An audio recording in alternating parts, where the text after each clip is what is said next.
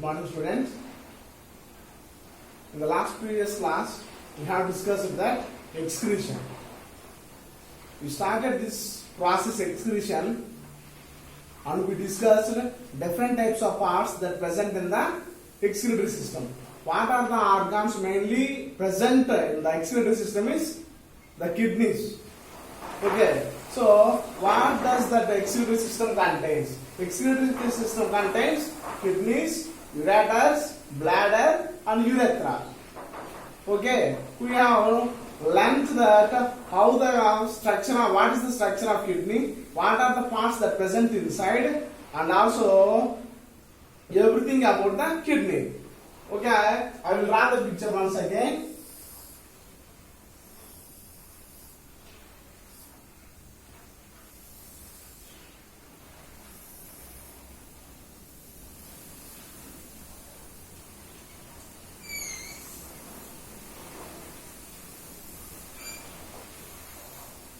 Life.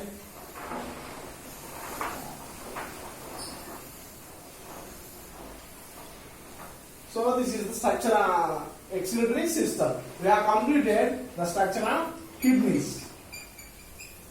Now I am going to explain about ureters.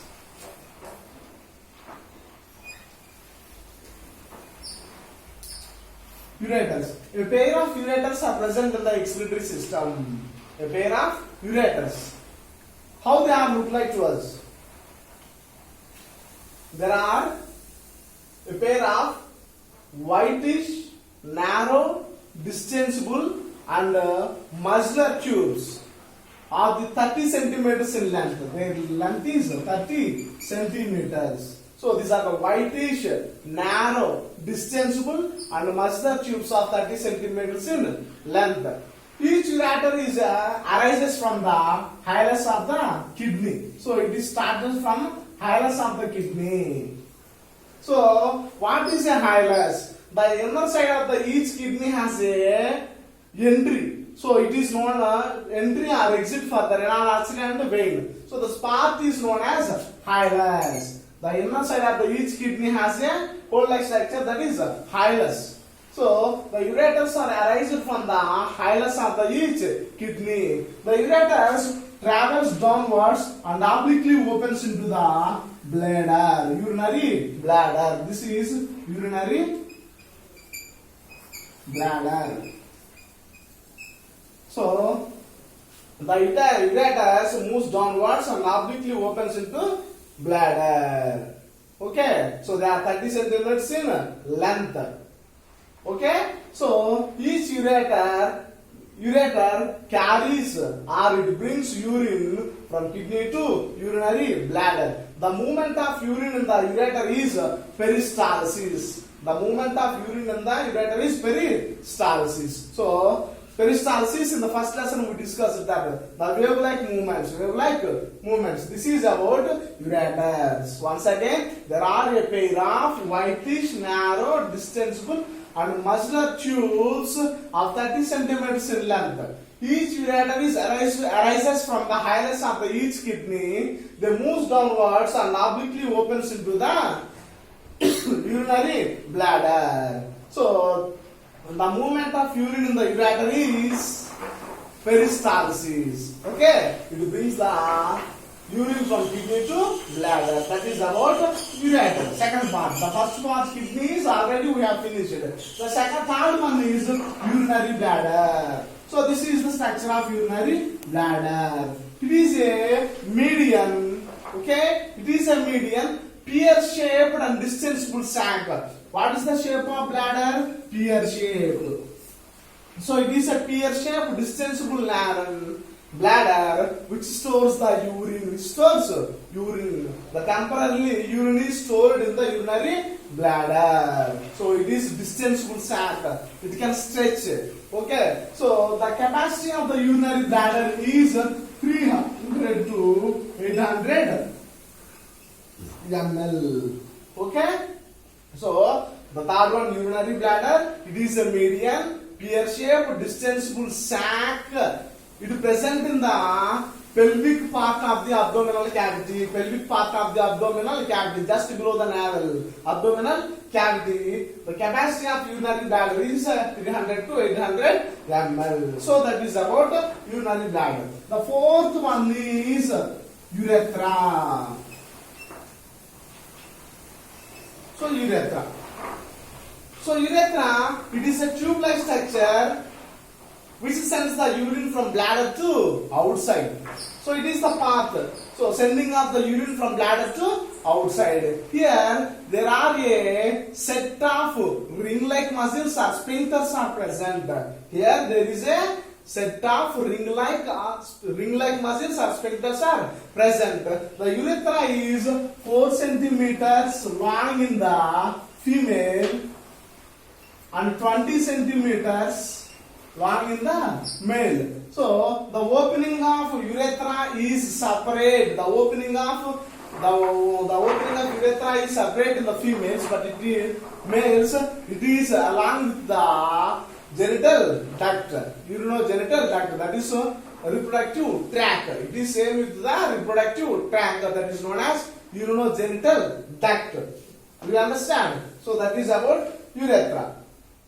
So we have completed the kidneys and then ureters, urinary bladder and urethra. The 4 structures are over. Now, how the micturition occurs? Micturition. The sending of urine from the body, micturition. How the micturition occurs? The urine is temporarily stored in the urinary bladder. Urine is temporarily stored in the urinary bladder. Here there is two sets of circular sphincter muscles are present. Circular sphincter muscles. Okay, there are 2 sets of circular sphincter muscles are present.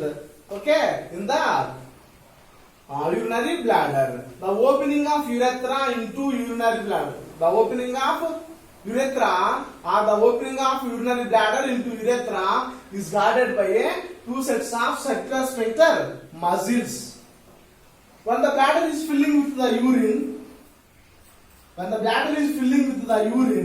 the 2 sets of sphincter, the 2 sphincters are constricted, closed. So the exit also closed. Do you understand this? Here the ring-like 2 sets of the ring-like muscular sphincters, circular sphincters are present. The opening of bladder into urethra is guarded by the 2 sets of circular sphincter muscles. When the bladder is filling with the urine, the both sphincters are constricted. Okay, constricted. That means closed. Constricted. So the exit also closed. Next, so however, as the pressure of urine increases in the bladder, when the bladder filled with the urine, high volume of urine, as the volume of urine increases, the walls of the bladder stretches. And it will make an automatic reflex action. So we know types of actions: voluntary, involuntary. Okay, reflex actions. At this time, as the volume of urine increases, the walls of the bladder stretches, and it causes an automatic reflex reactions, which is not in our control. Reflex reactions. So, an automatic reflex actions that causes upper sphincter to release. Suppose here you think 2 sets of sphincters are there. So, the upper sphincter is released. 2 sets of sphincters. This reflex action causes relaxation of upper sphincter, but the opening of lower sphincter is under the control of our brain. So the urine can be still retained in the urinary bladder. Do you understand this? So the urine can be still retained in the urinary bladder. So until unless without the voluntary reactions, the urine cannot be come out from this bladder. The control of urine process is not process is not processed by the very young children. The very young children, that means the kids, they cannot control these situations. They will gradually learn the mixturation. You understand? So this is about the how it is works. How it is works. When the bladder filling with the urine, the both two sets of surface sphincter muscles are constricted, closed. So the exit is closed. When the urine is filled, the pressure of the urine increases, it stretches the volume of the bladder and it causes an automatic reflex action. So the reflex action causes the upper sphincter to relax, but the urine can still retain in the urinary bladder until the opening of lower sphincter. But the lower sphincter is under the control of our conscious mind. Okay, so the mixturation in the very young children is not controlled. The control of this mixturation, urination, is not controlled by the very young children. They will learn gradually. So the bladder, we feel urge when the bladder is filled with 300 to 400 ml of urine. So when do we feel the urge of mixturation? Urge of urination. When the bladder filled with 300 to 400 ml of urine is filled in the bladder, this causes urge of mixturation. But however, okay, the capacity is for 300 to 800 ml. So the stretching of bladder triggers the nerve endings that causes reflex action, but due to the control of the lower sphincter in our conscious mind, it can be retained in it. Okay, so the total amount of urine secreted per day is 1.6 to 1.8 liters. So per day 1.6 to 1.8 liters of urine is released, produced in the body or excretory system. The persons who intake higher amount of fluids and liquids, they will do more urination. And the persons who take the less intake of fluids and juices, they causes less urination. Do you understand? Next, the composition of urine. The composition of urine.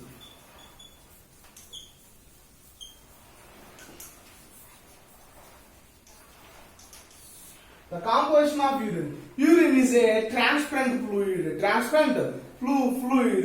It has amber color. It has amber color, light yellow color, amber color. BOUR, amber color. It has urine transparent fluid. It has light amber color due to the presence of urochrome. What is that? Urochrome. Most important bit for us. Urine is a transparent fluid, appears in the amber color. Why does the urine appears in the amber color? Due to the presence of urochrome. Due to the presence of urochrome. The composition of substances that present in the urine is whereas depend on the several factors. One is if a person takes a protein-rich diet, it results in the formation of more urea. It results in the formation of more urea. High proteins are deaminated by the liver and converted into urea. Another example is in a normal person also, in a healthy person or normal person also, we can see the high blood sugar because when he intake the excess of sugars. Do you understand? So the composition of the urine, 96% of water is present. 96% of water. 2.5% of organic substances. 2.5% of organic substances like urea, uric acid, creatinine, water soluble vitamins, hormones, oxalates, etc. And another one is 1.5% of inorganic substances. Inorganic substances. What are the inorganic substances? Sodium, calcium, potassium, iron, etc. Okay, these are the composition of urine. Composition of urine. 96% of water, 2.5% of organic substances, urea, uric acid, creatinine, okay, oxalates, hormones, and water soluble vitamins. and 1.5% of inorganic substances, calcium, potassium, sodium, chloride, etc. Now, so the pH of the urine is 6.0. The pH value is 6. So the urine is acidic in nature. The urine is acidic in nature, but later it slowly converts or changes into the alkaline due to the deamination of or conversion of the urea into ammonia. Okay, later it converts into the basic in nature or alkaline in nature due to the urea is deaminated or converted into the ammonia. We have already discussed that among all nitrogenous poisonous waste, urea is the most, ammonia is the most poisonous one. So this is about the structure of excretory system. A pair of kidneys, a pair of ureters, urinary bladder and urethra. And mixturization, how the mixturization also takes place. What is the composition of urine? Why does the urine has amber color? What is the percentage of how many liters of urine is secreted per day? 1.6 to 1.8 liters. What is the pH value of urine? Is 6.0. What are the organic and inorganic substances and percentage of water? Everything we have finished up to now. So what happens? We all are generally hearing that some of the persons lost their lives due to the failure of kidney. We all are here this. Kidneys are the vital organs. Kidneys are vital organs for the survival of organism. There are so many reasons. We will discuss later about it. Here, the persons lost their lives due to the high consumption of alcohol, drinking, and smoking, and using drugs. This causes failure of kidneys. Okay, now the completely and irreversible functioning of the kidney is called end-stage renal disease, ESRD. The complete failure and irreversible functioning of the kidney is called end-stage renal disease. At this time, when the both kidneys are failed in function, the body is filled with the excess of water and waste products. Excess of water and waste products. That condition is called uremia. Up to now we discussed that the structure of the kidney, what are the parts that present in it. Now we are going to discuss why should we protect our kidneys, why should we protect our kidneys, what are the methods, what will happen if the kidneys are failed. When the kidneys completely fail and irreversible functioning, the stage is called end-stage renal disease. End-stage renal disease, ESRD. At the time when the both kidneys are failed, the waste products and excess of water in the body accumulates in our body parts. For example, hands and legs. This causes swelling of the body parts. That condition is called uremia. What is that? The condition is called uremia. We feel, or the person feel very tight and weak because our body organ needs clean and purified oxygenated blood. Okay. Now, what is the solution for this kidney failure patients? Nowadays, due to the development of the technology in the medicine also, okay, now we are using or treating the kidney failure patients in different ways. What are the methods are used to solve the problem of kidney failure patients? For this, I am going to explain another thing in the next class. Thank you.